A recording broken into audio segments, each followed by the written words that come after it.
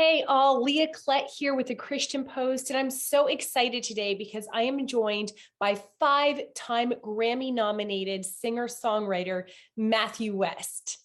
So Matthew, you just released your new song, Wonderful Life, along with a video. There is such a powerful and inspiring story behind this song. So if you can just go ahead and share the backstory behind this song and the inspiration for it.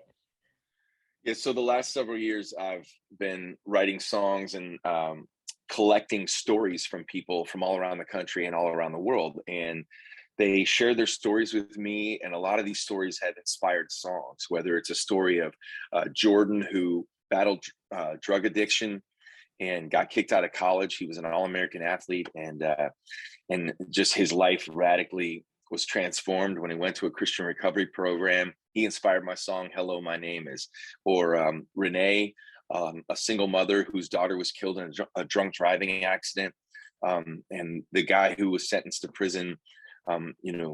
Renee really felt like she was being called to kind of express forgiveness to that person, and now they travel around and they speak about the power of forgiveness and the dangers of drunk driving, and that inspired my song Forgiveness. And I give those two examples just to kind of give anybody out there who's maybe not familiar with my music some insight into the heartbeat of what fuels my little 3-minute songs. It's the power of story. Hmm. And I do that in the hopes that when people hear these songs inspired by people's stories, that they'll maybe tap into the power of their own story and realize that they are not the source of that power. But when we allow God to shine through our stories, He's the true author of all stories, and He can redeem even the most messy parts of our lives. Which is what leads me to the song "Wonderful Life." I got a call during the pandemic from a guy named Ron in Houston, Texas, who had been battling a neurodegenerative disease called ALS for 3 years, and there's no cure. And hospice had been called in to care for him in his final days. And he reached out, of all people, to me to tell me his story and to thank me for one of my songs called "Strong Enough" that he asked his nurses to play every morning. Hmm. And I was so moved by that story that I wanted to meet him. And in 2020, the only way that you could really meet somebody is the way that we're meeting right now, which is on a Zoom call. And so this song was inspired by a pretty life impacting Zoom call with Ron from Houston, Texas. Hmm. I just have chills hearing that story. I mean, there's such a, hospice, there's such a the presence of God is so evident in those settings. So, what was that like for you as an artist emotionally talking to somebody towards the end of their life and realizing what a tremendous impact your music has made on that person?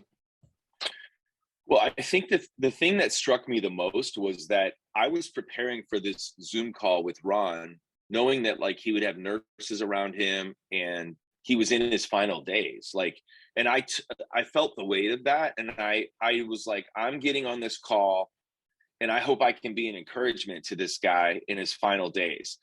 And I was going to sing his song for him, and that was my plan, was to encourage him. But when I got on the Zoom call, like right away, I could tell that Ron had other plans for that call. His plan was not necessarily for there to be any time for me to encourage him, but the other way around. In fact, he wanted to encourage me. And I was just really, it just meant a lot to me. Like he just kept going. Like I remember he would say things like, "Oh, you have no idea how your music's impacting people's lives. Matthew, you're a good dad. You're a good father. You're a good husband.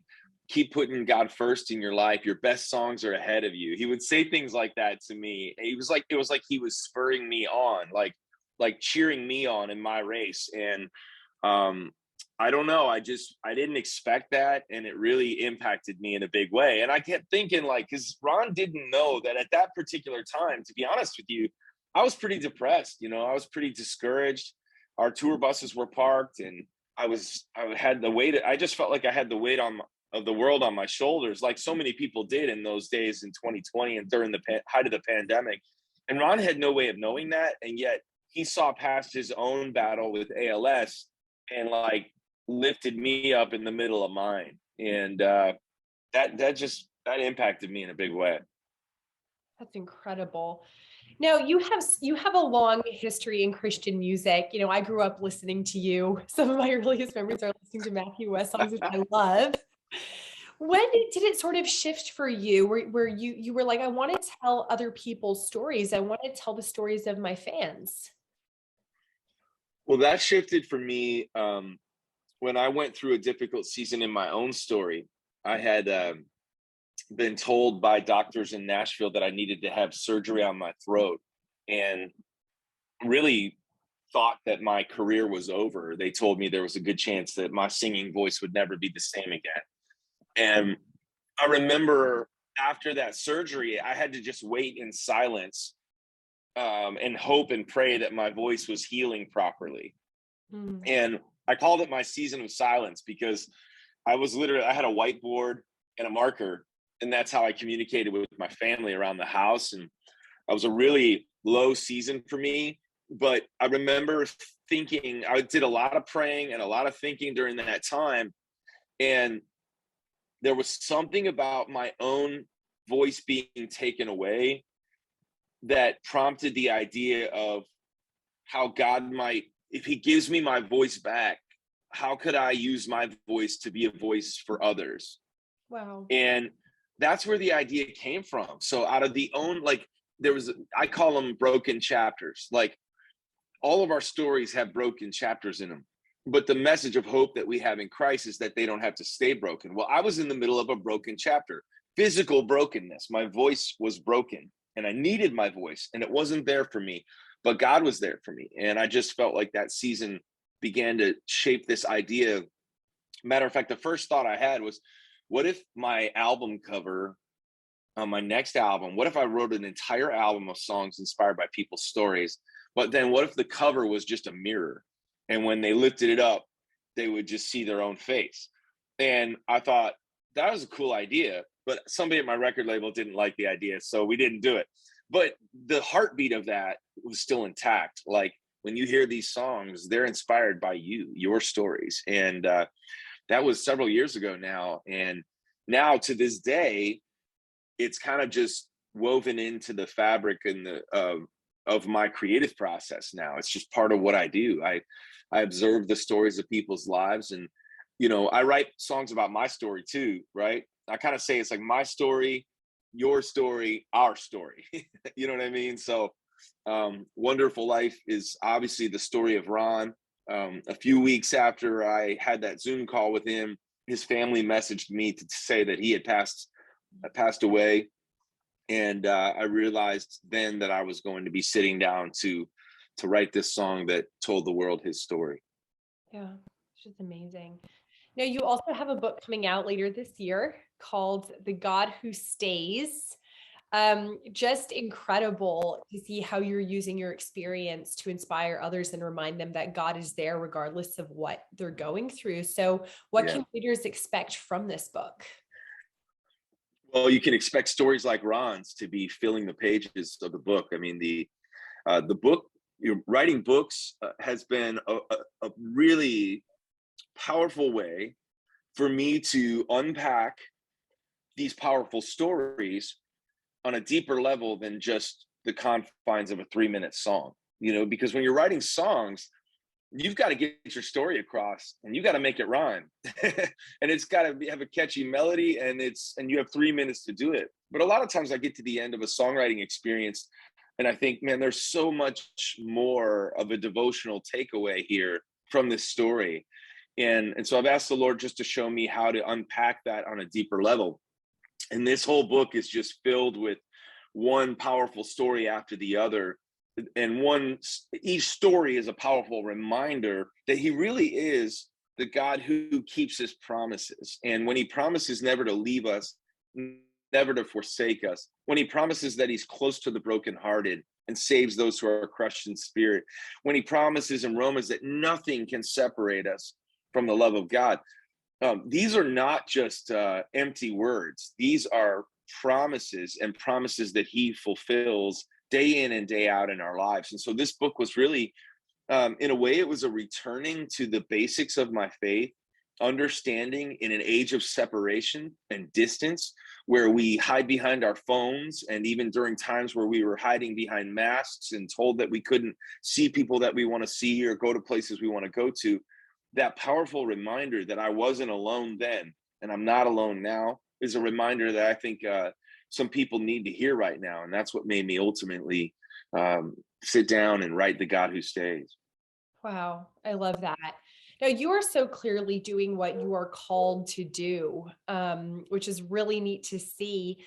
So, question for you: how can someone know that they are living out God's calling on their life versus maybe something that they're just interested in or that, they think is cool? Well, when I was in school, I always wanted to sit in the back of the classroom. And, I think I remember like that was where the cool kids would sit, like would sit in the back, never close to the teacher's desk or close to it. But, the craziest thing happened is sometimes my teacher, they knew that I was trying to like sit in the back of the classroom and tune out. And so they would force me to come up and sit in the front of the classroom. And the craziest thing happened is when you came and sat in the front of the classroom, I could hear the teacher's voice better. I was more dialed in. I was tuned in, and I had no choice, because she was watching me. Now, if you take that same take that analogy and put it into a spiritual perspective, I think the biggest way that we can find out our calling on our lives is to be close to the teacher, and the closer we are to the teacher, the better we can hear his voice, and the more certain we can know that we are in the center of his will for our lives. And so, a lot of times people are like, I don't know God's plan for my life. It's like, okay, well, what does your day look like? Are you spending time with Jesus every day? Are you reading his word? Are you writing in your journal? Are you asking God his plan for your life? Or are you seeking your own plan for your life and just waiting for him to grant your three wishes kind of thing? Mhm. And I think that's been a big part of my life too.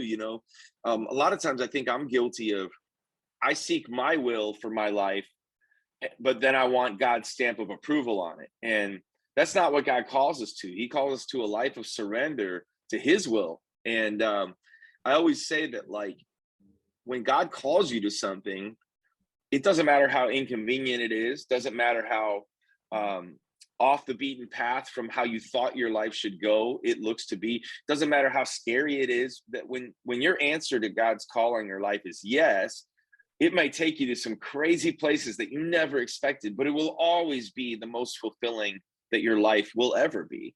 And so that's really the heartbeat of discovering God's will for your life. Jeremiah 29:11. We know that scripture, right? God says, I know the plans I have for you. But in Jeremiah 29:13, just two verses later, it tells us how you're going to discover his plan for our lives. And that is, you will seek me and find me when you seek me with all of your heart.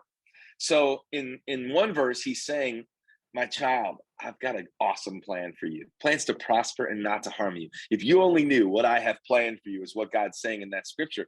But then two verses later, there's such a nugget of truth. It says, do you want to know what that plan is?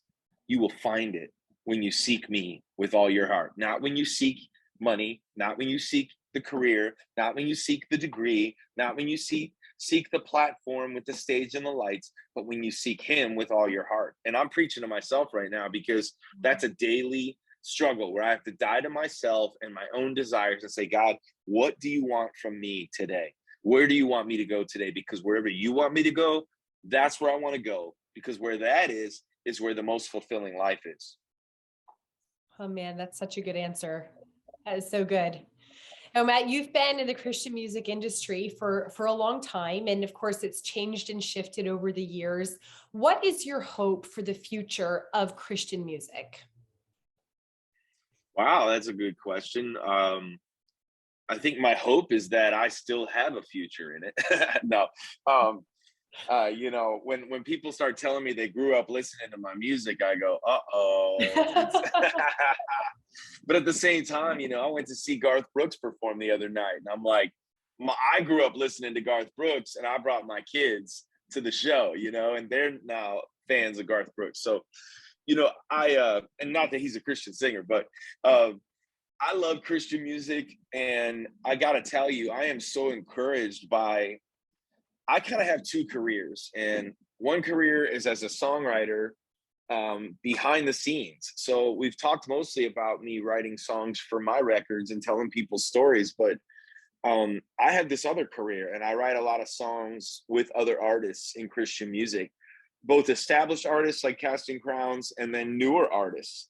And I have to tell you, like, there are so many awesome, talented people who have chosen to be in Christian music. They want to tell the world about Jesus with a crystal clear message, not a watered down one.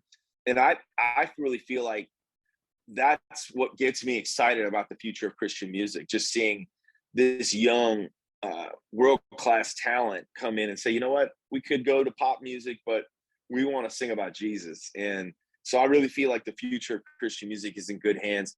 And I also feel like, for anything to be effective, I think it has to fill a need too. You know what I mean? Like, necessity is the mother of invention. You've heard it said, right? So some of the greatest products we use in our lives are ones that fill the need that we had. You know what I mean? Like, I have this popcorn.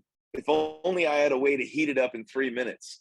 Oh, a microwave. Now everybody's got a microwave, right? And the reason I say that is because I feel like this world has this need for hope, perhaps more now than ever before. And where else can you go to hear such a loud and powerful message of hope than, this Christ-centered music that we know music can move people's hearts. And when it's music that points people to Jesus, man, that, it's just, there's an undeniable power to that. And the power is not in the song, the powers of God at work through the singer and through the song and through the poets and the musicians who are kind of laying their giftings at God's feet and saying, Lord, use us. We want to tell the world about you through song. And so as long as that's our heartbeat, I know there's a need for that in the world. And I know that people are going to continue to gravitate towards the messages of hope in these 3-minute songs.